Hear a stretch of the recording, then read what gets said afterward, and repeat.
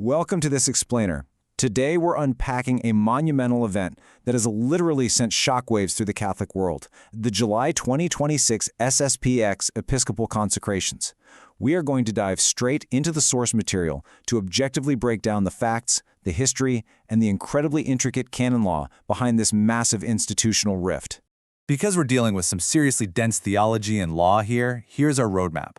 We'll hit the July 2026 consecrations, echoes of 1988, tradition versus obedience, the rules of canon law, understanding excommunication, and finally, the current standoff. Let's jump right in. Section 1. The July 2026 Consecrations. This is the inciting incident that brought everything to a boiling point this summer. So picture this. It's July 1st, 2026, and the Society of St. Pius X, which we'll just call the SSPX, goes ahead and ordains 4 brand new bishops in Acorn, Switzerland.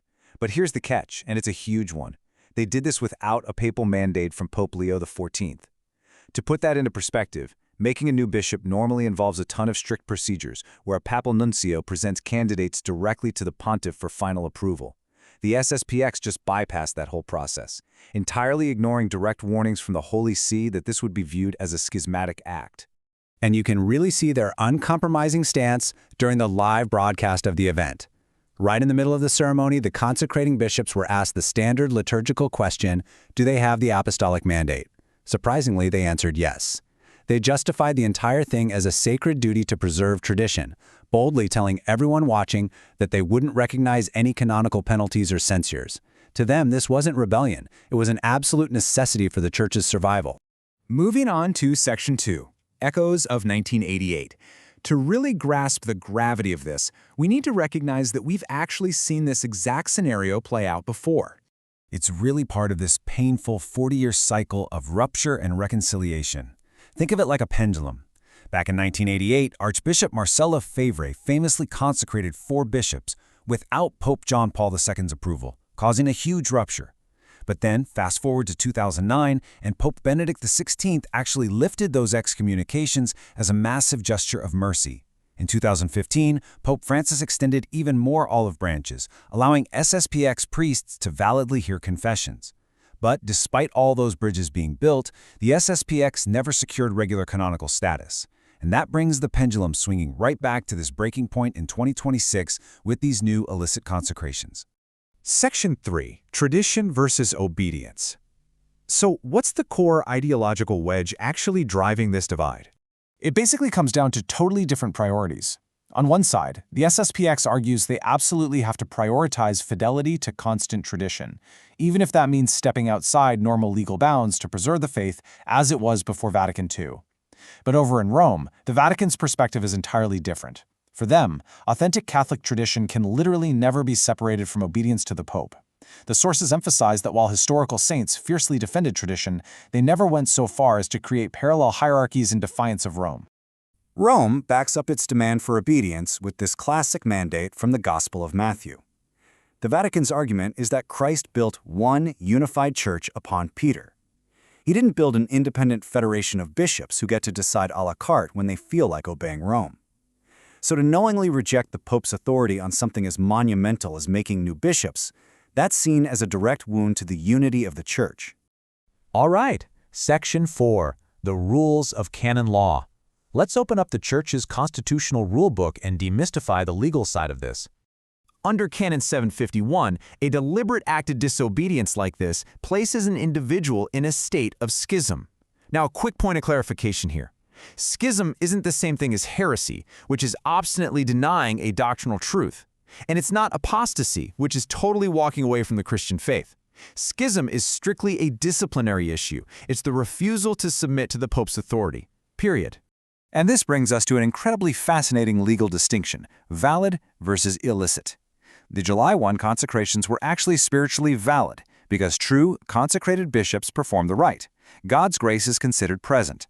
But, and this is the kicker, they are strictly illicit, meaning completely illegal because they didn't have the Pope's permission. So legally speaking, these newly ordained men are true, full bishops, but they're essentially operating as outlaws. Section 5, Understanding Excommunication.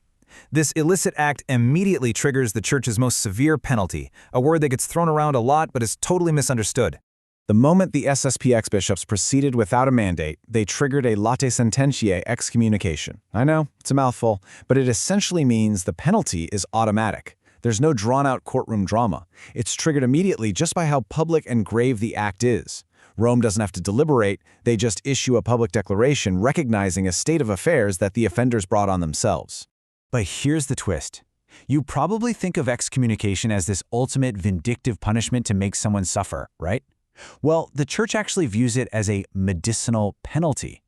It's like a really harsh spiritual medicine designed to wake the offender up, help them realize the gravity of what they've done, and encourage them to repent and return. It's not just punishment for punishment's sake. Which always leads to the million-dollar theological question. Does being severed from the Church mean a person is automatically condemned by God? The sources are incredibly clear on this. Definitively, no. Breaking communion has serious earthly consequences, mostly because you lose regular access to the sacraments. But the Church does not pass judgment on that person's ultimate salvation. That final judgment of the eternal soul, that is strictly above canon law's pay grade. It belongs to God alone. Finally, Section 6, the current standoff. Let's pull all these threads together and look at where everyone actually stands today. The fallout here is so layered. The newly ordained bishops are excommunicated outlaws. The SSPX priests, they're suspended, meaning the sacraments they perform are valid but illicit, though there's a fascinating loophole where if someone is literally at the point of death, even a suspended priest can licitly hear their confession. And as for everyday lay supporters, they are walking a very fine line, potentially facing schism themselves by formally backing an organization acting in open defiance of Rome. And the way this went down at the 11th hour is just wild.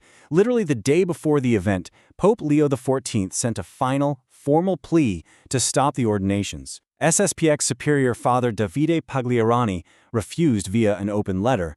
But paradoxically, while he's carrying out this massive act of defiance, Pagliarani insisted they don't actually want to separate from the Roman Catholic Church, and even urged the Pope to make a gesture of understanding.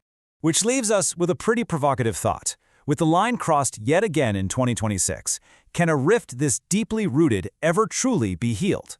On one side, you have the inflexible rules of canon law, and on the other, fiercely held ideological convictions. For over 1 billion Catholics worldwide, this isn't just some niche legal debate. It is a profound question about unity, identity, and what it actually means to be part of the universal Church. Thank you for joining me to explore the anatomy of this historic schism.